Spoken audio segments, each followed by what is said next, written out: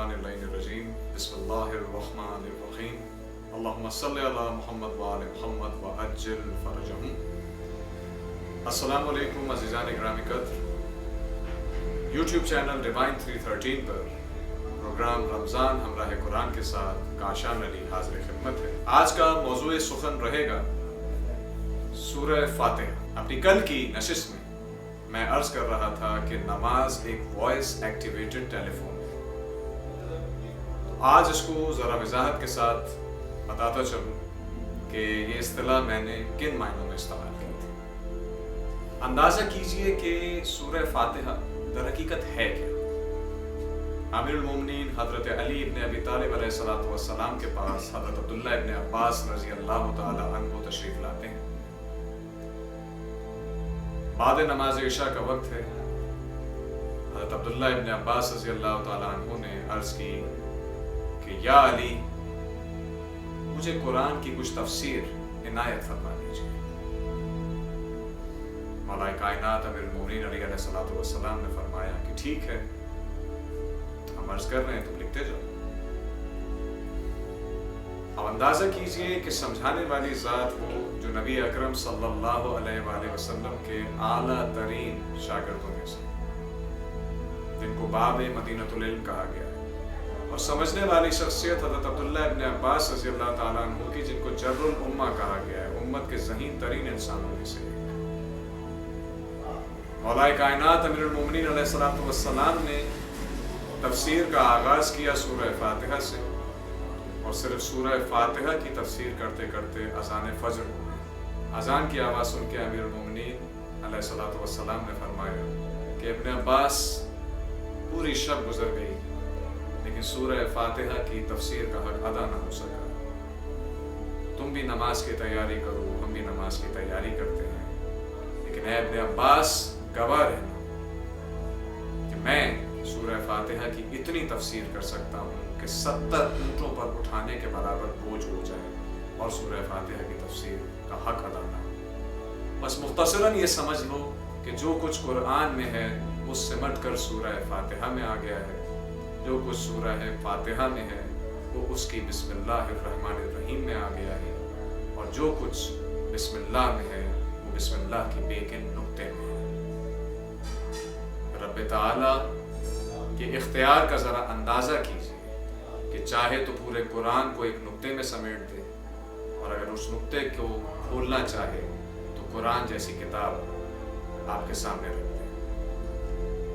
अर्ज़ करना चाहूँगा कि सूरह फातिहा से नमाज एक वॉइस एक्टिवेटेड टेलीफोन, एक रूहानी टेलीफोन में कैसे बदल जाती है, जो आपको अल्लाह ताला से मरबूत कर देती है।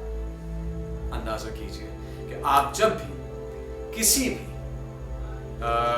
बड़े अफसर के पास जाते हैं या किसी भी शख्स के पास जाते हैं या किसी से बात करना चाहते हैं जिनका कुछ प्रोटोकॉल होता है, तो उस प्रोटोकॉल के कुछ ऐसी टिप्स होती हैं, कुछ ऐसी चीज़ें होती हैं जो आपको कहनी पड़ती हैं। जिस तरीके से बादशाह से मिलें तो हिज हाईनेस, हिज रॉयलनेस, और इस तरह के अल्फाज आपको इस्तेमाल करने पड़ते हैं। इसी तरीके से आप इसका अंदाज़ा कीजिए कि किस कदर मरबूत है सूरह फातिहा। आप कहते हैं बिस्मिल्लाहिर्रहमानिर्रहीम, शुरू अल्लाह के नाम से जो रहमान भी है, रहीम भी है। इसके बाद आप कहते हैं अल्हम्दुलिल्लाहि रब्बिल आलमीन, सब तारीफ अल्लाह के लिए जो तमाम आलमीन का पालने वाला है। इसके बाद कहते हैं अर्रहमानिर्रहीम, जो रहमान भी है, रहीम भी है, जिससे बेहतर फ़ायदा पहुँचाने वाली ज़ात कोई नहीं, जिससे ज़्यादा करीम कोई नहीं है, जिससे ज़्यादा रहीम कोई नहीं है, रहम करने वाला कोई नहीं है। मालिक यौमिद्दीन, यहाँ आप इस बात का इकरार करते हैं कि इन तमाम आलमीन में, इस हाजिर दुनिया में भी रब सिर्फ अल्लाह की ज़ात है, रहमान और रहीम सिर्फ अल्लाह की ज़ात है, और उसका ये इख्तियार इस दुनिया की ज़िंदगी के साथ ख़त्म नहीं हो जाएगा, बल्कि वो मालिक यौमिद्दीन भी है। मरने के बाद जब वो उठाएगा तो उस ज़िंदगी में भी रब सिर्फ वही है, मालिक सिर्फ वही है। अंदाज़ा कीजिए, बिस्मिल्लाह से लेकर ये जो पहली 3 आयात से इस्तिफ़ादा किया, इन आयात में आपको लग रहा होगा कि जैसे किसी बहुत ही बड़ी हस्ती के सामने एक प्रोटोकॉल अर्ज किया जा रहा है। یہ پروٹوکول عرض کرنے والی شروع کی آیات کے بعد جو بسم اللہ کو ملا کر 4 آیات ہیں، ویسے 3 آیات ہیں، جیسے ہی آپ ان آیات کو پڑھتے ہیں فوراً جملہ آتا ہے ایاک نعبد و ایاک نستعین، ہم تیری ہی عبادت کرتے ہیں اور تجھی سے مدد مانگتے ہیں۔ یہ گویا گفتگو کا آغاز ہو گیا رب تعالیٰ سے، کیونکہ یہ جملہ ذرا غور کیجئے گا کہ تیری ہی عبادت کرتے ہیں، تجھی سے مدد مانگتے ہیں، اس کا یہی مطلب ہے کہ جیسے براہ راست گفتگو ہو رہی ہے، یہ جملے کی ساخت بتا رہی ہے کہ جیسے براہ راست گفتگو ہو رہی ہے۔ ایاک نعبد و ایاک نستعین کے بعد آپ کہتے ہیں اہدنا الصراط المستقیم، ہمیں سیدھے راستے پر قائم رکھ۔ آپ ہدایات کو طلب کر رہے ہیں، اس نے ہدایت کر دی، صراط مستقیم بتا دیا، اب اس پہ قائم رکھ، اہدنا الصراط المستقیم۔ اس کے بعد کہتے ہیں کہ صراط الذین انعمت علیہم، ان لوگوں کے راستے پر قائم رکھ جن پر تیرا انعام۔ صراط الذین انعمت علیہم، یہ انعمت علیہم کون ہستیاں ہیں؟ یہ انبیاء کرام ہیں، یہ وہ بزرگ ہستیاں ہیں جنہوں نے انبیاء کرام کے ساتھ کھڑے ہو کر دین کو بچایا، دین کو سنوارا، اور ایسی مثالیں ہماری زندگی میں دیں کہ جب ہم ان پر عمل کرتے ہیں تو نہ صرف یہ دنیا بن جاتی ہے بلکہ آخرت بھی بن جاتی ہے۔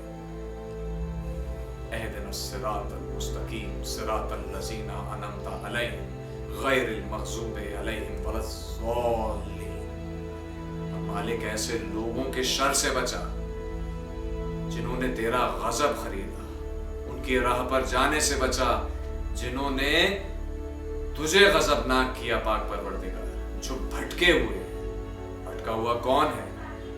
ایک طرف آلین ہیں جن کا ذکر سورہ بقرہ میں ہوتا ہے، وہ انعمت علیہم ہیں جن کے راستے پر چلنے سے دین اور دنیا دونوں بن جاتے ہیں، آخرت بن جاتی ہے، معاشر آسان ہو جاتا ہے، برزخ آسان ہو جاتی ہے۔ اور ایک طرف آلین کے مقابلے میں ضالین ہیں جو اتنے گمراہ ہیں کہ جن کے ساتھ رہ کر زندگی بھی جہنم بن جاتی ہے، آخرت میں بھی صرف آگ رہ جاتی ہے۔ تو آپ نے غور فرمایا کہ سورہ فاتحہ جو ہم پڑھتے ہیں، بالخصوص آپ یہ دیکھیے کہ دن بھر کی اگر رکعتیں ہم دیکھیں تو کل رکعتیں، فرض رکعتیں کتنی ہیں؟ 17 فرض رکعتیں۔